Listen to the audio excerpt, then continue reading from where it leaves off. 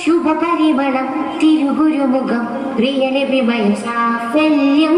ഹിലാലിന്റെ പൊൻപ്രഭവരവിച്ച പരിമാണം വഴിമാറുന്നേ ഇലാഹിന്റെ ദൂതരകിവിടെ ഉലകിന്നോറായുധി കൊള്ളുന്നേ സകല ജാലമിൻ മുമ്പനാദ്യമായി സഭവായി വന്നവരെ മുസ്തഫയോര് മുജിതബയാണ് മുർത്തന സീതനേ